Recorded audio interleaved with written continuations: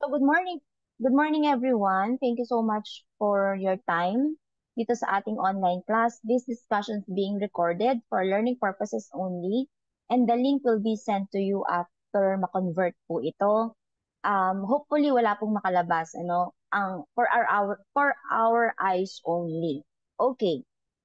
Before I start the discussion, so there will be uh, three things that I want to say. The first is there will be discussion. So this will be calcium imbalances, calcium only, not phosphorus. Right after that, I sent your activity in Canvas, since Canvas day tayo. And then the next time we see each other, you're going to have your 20-item quiz for the midterm. Okay? So yung discussion po natin, yun pong canvas po natin will serve as your requirement, and then quiz para po ma-comply po natin yung ating kinakailangan for your midterm. For the midterm exam, ako po yung gumawa ng midterm exam natin. So kung ano din po yung laman ng discussion, yun lang din po yung laman ng midterm exam natin. Okay, let's start the ball rolling. This is care of clients with problems in fluids and electrolytes. So come this midterm, ang topic po natin is calcium imbalances. Yung phosphorus po ay madali na lang, pero pag nagkita po tayo, saka ko na lang po ituturo sa inyo kung bakit madali yung phosphorus. Okay. No, first things first, switching your mindset from I can to I learn is life-changing. Mayroon po kasing mga nag-recitation nung nakaraan, at nung nakaraan pa, at nung nakaraan pa, na nabunot pa lang nila yung tanong, hindi ko na alam to. So, dun pa lang, talo ka na. The moment na sinabi mong hindi mo alam yan, nag-aral ka naman pero hindi mo alam, doon sa susubukan pong alamin. Kasi sometimes, pag sumusuko kayo, sinasabi ko, hindi kaya mo pa yan. Tapos at the end of the recitation, 100 naman yung nakuha mo. Kasi, bakit? Kasi the time na nilimitahan mo yung sarili mo, hindi mo na nakuha yung gusto mo. Pero the fact na sinusubukan mo means may something na magbabago. And yun nga, nakuha nga yan yung 100 points. Okay. Here are the learning outcomes for this morning. You have to understand calcium imbalance, such as hypocalcemia and hypercalcemia. Describe the causes, the clinical manifestations, management, nursing interventions of the following imbalances. Yun nga yung sinabi natin kanina. And plan effective care of clients with such imbalances. So, calcium po muna ang pag-uusapan natin. Okay. So in order for us to identify what is abnormal, it is a must for us to identify what is normal. So the normal serum calcium level is 8.8 to 10.5 milligrams per deciliter. There might be some discrepancies depending on the book that you are reading, but since we are talking about the book of Brunner and Siddharth, the latest edition, there you can find that the normal serum calcium level is 8.8 to 10.5 milligrams per deciliter. And I will reiterate, I am talking about the serum, and I am talking about the blood, not any other parts of the body, because calcium level intracellular is different and calcium level in the bone is also different. So ang pinag-uusapan lang po natin dito ay ang dugo. And since that is 8.8 to 10.5, anything below 8.8 is hypocalcemia, and anything above 10.8 is hypercalcemia. Okay. Ang calcium acts as sedative on muscles. That's why any changes in calcium can either sedate the muscle or make the muscle hyperactive. Mamaya, mapapag-usapan natin yan. It is the most abundant electrolytes in the body sa katawan natin, hindi lang sa dugo. Bakit sinasabi that 98% of calcium can be found inside the bone and teeth? That is why that is the most abundant electrolytes in the body, but not in the blood, in the body. Kasi again, marami tayong buto, mahahaba ang mga buto, o 'di ba, at mga ngipin, at 'yon ay punong-puno ng calcium. Calcium has an inverse relationship to phosphorus. So if you can remember, as I was saying a while back, madali nating pag-aaralan yung phosphorus, it is because inverse ang relationship nila with calcium. Same as with sodium and potassium that they has an inverse relationship. Itong calcium has an inverse relationship with phosphorus. So unlike uh, sodium and potassium, ang calcium and phosphorus, makikita mo talaga na talagang directly inverse ang relationship nila. Magkahiwalay. Kasi pag tumaas yung isa, bababa yung isa. Okay? It is necessary for nerve impulse transmission, blood clotting, muscle contraction, and relaxation. So pag merong alterations or may pagbabago sa normal calcium level, there might be some problems with the nerve impulse transmission and also in the blood clotting because calcium plays a great role. It plays a role in blood clotting. Hindi lang platelet ang nakakakos ng blood clotting. Marami pang substances sa katawan ang nakakatulong para maampat ang pagdurugo, such as the clotting factors in the clotting cascade coming from the liver and also the calcium. So therefore, anong implication niya? The more na mataas ang calcium, the more na mas nagka-clot ang dugo. The more na mas malapot ang dugo, the more na mas prone sila sa thrombus and embolus. The more na mas prone sila sa heart attack, even sa pulmonary embolism, even sa stroke, ischemic stroke, prone sila dyan. Pag mababa naman ang calcium, the more na walang blood clotting or mababa ang clotting of blood, the more na malabnaw ang dugo, the more na prone sila sa pagdurugo. It is needed for vitamin B12 absorption. Ang tinatawag nating vitamin B12 o yung cobalamin or yung cyanocobalamin is responsible para maganda ang kulay ng red blood cell. Pag hindi po na-absorb ang vitamin B12, dahil walang calcium as a precursor, maputla, anemic ang pasyente. Okay? Calcium promotes strong bones and teeth. Alam na natin yan. And who needs extra calcium? Definitely yung mga bata. Because children grow. They continue to grow. Not unless close ang kanilang epiphyseal plate, hindi na mag-elongate yung bone. So as long as nag-elongate pa yung bone, they need calcium and other nutrients to build strong bones. Para pag matanda na sila, no, hindi fragile o hindi mahina yung kanilang buto. Because it is because kung ano daw po yung dinedeposit natin na calcium sa dugo ay no, sa bone ng bata pa siya ay dadalhin niya hanggang matanda na siya. Okay. The next is a pregnant women. Buntis. Bakit? Basically because they bear a fetus inside the uterus. Fetus na merong bones. Oh, so kailangan yung para maging strong yung bone ng fetus inside the uterus, ibibigay ng mother yung sarili niyang calcium. So makukulangan ng calcium yung kanyang katawan. That's why kinakailangan siya ng calcium supplement. Lactating women, yung mga nagpapadede. Bakit? Saan ba marami ang breast milk? Di ba sa calcium? So therefore, nagbibigay yung mother ng calcium dahil rich in calcium yung breast milk. On that note, nauubusan ng calcium. Okay. Food sources. Milk, cheese, dried beans. So, wag nyo na lang pong ilimit dyan, ano? Ano ba ang katugon ng milk, yogurt? Ano ba ang katugon ng cheese? Tuntunin na lang po natin. Calcium must have vitamin D present to utilize. Precursor po kasi ng absorption ng calcium ang vitamin D. Okay? Yung vitamin B12 naman po, para ma-absorb yung vitamin B12, kailangan ng calcium. Para ma-absorb naman po yung calcium, kailangan ng vitamin D. Because again, vitamin D, which is sunshine vitamins, should be present in the blood for the body to absorb calcium.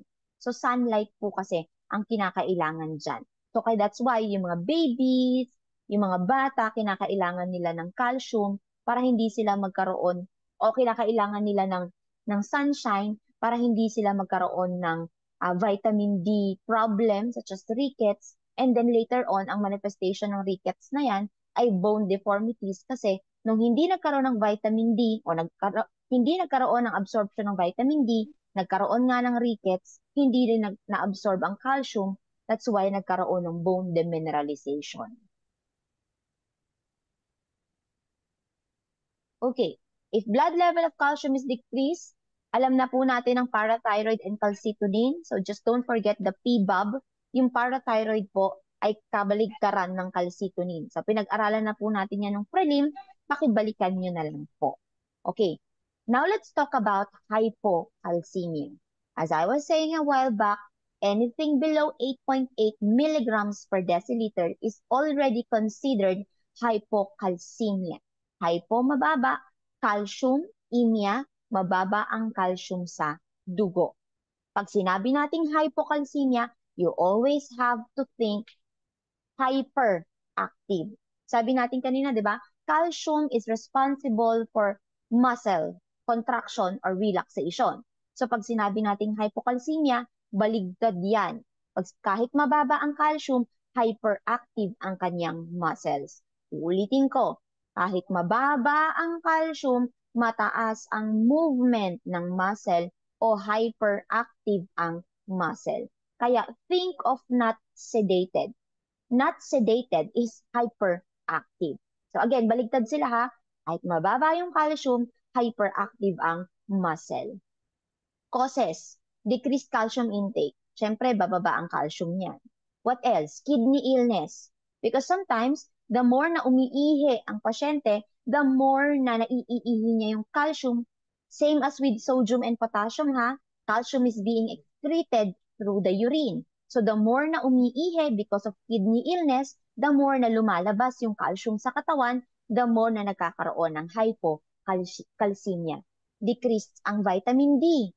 Siyempre, again, vitamin D is needed to absorb and utilize calcium properly. That is why kinakailangan ay may vitamin D. So, yung sunshine vitamins. Kaya lang, we have to adjust kasi napaka-nipis na ng ozone layer. So, hindi na po pwede yung 10 o'clock ngayon. Siguro around 7 o'clock will do kasi masusunog na yung balat kapag ibinilad pa natin yung sarili natin o mga children or baby at that time. Diarrhea. There is increased excretion of calcium. Pancreatitis. Matututunan niyo po ito sa gastrointestinal. Okay? Hyperphosphatemia. Since pag mataas ang phosphorus, binanggit ko kanina, mababa ang calcium. Pag may hyperphosphatemia, bababa po ang calcium. That is hypocalcemia. Thyroidectomy. Pag thyroidectomy, tatanggalin ang thyroid gland, automatic tanggal ang parathyroid gland. Pag natanggal ang parathyroid gland, tanggal ang parathyroid hormone, that could lead to hypocalcemia. Medications such as calcium binders. Pag narinig natin yung term na calcium binders, don't get me wrong, there are also phosphorus binders, magnesium binders, but in the context of this discussion, we will be talking about calcium binders. Pag sinabi nating calcium binders, halimbawa lahat kayo dito sa Zoom, lahat kayo calcium. Ako, nag-iisa akong calcium binders. Kapag, for example, si Mr. Niliera, ako calcium binders ha, calcium siya. Dumikit ako kay Paulo. Pag dikit ko kay Paulo, automatic, mai-inactivate yung pagiging calcium ni Paulo. So therefore, mababa yung calcium level. So the more na ganun ang nangyayari, the more na akong calcium binders ay dumidikit sa calcium sa dugo. In the context, dumidikit sa isa sa inyo, nagiging inactive kayo as calcium, then bumababa ang calcium level. There are several medications, go back to your pharmacology, that are calcium binders. So kahit na tatahitahimik yung calcium, na normal siya sa dugo, pag uminom ang tao ng calcium binders, automatic, mai-inactivate yung calcium na yan, bababa yung calcium level sa dugo. Signs and symptoms. As I was saying, hypocalcemia, mataas ang movement ng muscles. So lahat ng signs and symptoms, mataas ang movement, such as muscle cramps, tetany, convulsions, lahat yan, hyperactive ang muscles, arrhythmia, hyperactive ang heart muscles, positive Vostex signs, and positive Trousseau signs. And these two are the pathognomonic signs of hypocalcemia.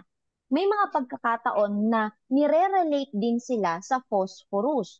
Bakit? Dahil directly inverse, no, not directly, dahil inverse ang kanilang relationship. Pero ang pinag-ugatan pa rin po niyan is hypocalcemia. Again, naka-bold na po yan, okay? The positive Vostex sign and positive Trousseau sign are the pathognomonic sign or most unique sign of hypocalcemia. As you can see in the picture, there on your right, you can find the Vostex sign. So when you tap the face of the patient, especially the CH, the cheeks of the patient, the facial nerve will twitch. Why it will twitch? Because sabi ko nga, hyperactive, di ba? So, konting stimulus lang, nagkakaroon na nag-movement yung face by tapping the facial nerve there on your CH, Vostex, cheeks. So, ngingiwi na agad yung pasyente. So, pag nangyari yon, that is positive Vostex or Chivostex sign, either which, it's fine, as long as alam nyo yung nangyayari, that is a pathognomonic sign or unique sign na positive meron talagang problema sa calcium, and that is hypocalcemia. So don't forget ha, the CH, the cheeks, specifically the facial nerve. Okay? On your left is the Trousseau sign. The Trousseau sign is also a pathognomonic sign of hypocalcemia coming from the irritability of the muscles, coming from the hyperactiveness of the muscles. So what are you going to do? If, for example, ang blood pressure ko is 120 systole and diastole ko is 80, kukuhanin ko yung systolic. Okay? Yung systolic part ay, wait lang, mag-e-end na daw. Yung systolic part ay dadagdagan ko ng 10. So I will inflate the BP 130 millimeters mercury. And I will wait for 1 to 4 minutes. After 1 to 4 minutes or within that 1 to 4 minutes, as you can see here, nakapicture naman, there will be carpopedal spasm or palmar flexion, papasok. So nagkakaroon ng papasok or carpopedal spasm, and that is an indication na may positive Trousseau sign, hypocalcemia. Okay, bakit ulit? Because of the hyperactiveness of muscles, nagkaroon lang ng konting stimulus, taking BP is normal, inflating it is normal, tapping the face is normal. But since hyperactive ang kanilang muscles, there will be movement. Whether the patient likes it or not, merong movement ng muscles. Between the two, ang mas painful daw, according to the book, is the Trousseau sign. Kasi kahit tanggalin mo na yung pagkaka-inflate ng cuff, ay naka-carpopedal spasm pa rin yan. Okay. Signs and symptoms, laryngeal spasm. Okay? Bakit? Kasi katabi ng larynx yung trachea. Yung trachea po, and even the larynx, they have rings, smooth muscles na nakasakal. Normally, nakasakal. Siyempre, nakabilot, nakapalibot dun sa larynx and sa trachea. So, since spasm, imagine niyo no, nagkakaroon ng pagpupulikat, yung paligid o yung mga smooth muscle na nakapaligid sa trachea, hindi talagang masasakal ang pasyente. So that is why very deadly ang hypocalcemia because of that laryngospasm. Okay, since given na larynx or laryngeal spasm could cause that strangulation, dapat meron agad pang-kontra. Ano yung pang-kontra? Or not an antidote, a medication, IV calcium gluconate. Kasi kulang yung calcium eh. So para hindi na magkaroon ng laryngeal spasm or if undergoing yung laryngeal spasm, bigyan agad ng IV calcium gluconate via IV ang pasyente para tumaas agad ang calcium and hindi ma-strangulate yung larynx. Sa mga nahihirapan pa sa larynx, ano? La la la la, kaya siya ganon, larynx means voice box. Okay? the voice box and the trachea might be strangulated because of that. Aside from that, kung hindi pa siya makuha ng IV calcium gluconate, ang pinakaginagawa na is tracheostomy. So I know you are familiar with that. Ano yung tracheostomy? Trachea. Ostomy means opening. So they will cut through the trachea para diretsong makahinga yung pasyente from the trachea kasi galing sa trachea yung obstruction. So para hindi mangyari yon, pag ang pasyente natin ay merong hypocalcemia, dapat talagang binabantayan natin. Kasi this simple problem with these electrolytes could be very fatal to the patient. Okay. Hyperactive ang deep tendon reflexes. Ayan. Kasi nga hyperactive. And ECG changes. So, same as with the potassium, there are ECG changes. Now, I just want to explain and make you remember that hindi sa lahat ng pagkakataon na merong positive sa ECG ay may problema na agad sa puso. No? Meron na agad pathology. So that's the proper term. Meron na agad pathology o hindi ito nanggagaling lagi sa puso. Minsan, meron tayong mga electrolyte imbalances such as potassium and calcium that is makakaapekto sa cardiac muscles na makakakos ng problems with the ECG. There might be respiratory muscle as well because the respiratory muscles may become rigid that could decrease the airflow. There will be change in the level of consciousness because the brain requires calcium to function. There will be increased gastric activity. Sabi ko nga dahil hyperactive, not only the skeletal muscle, not only the cardiac muscle, but also the smooth muscle of the gastrointestinal system. Diagnostic test. Dalawa yan.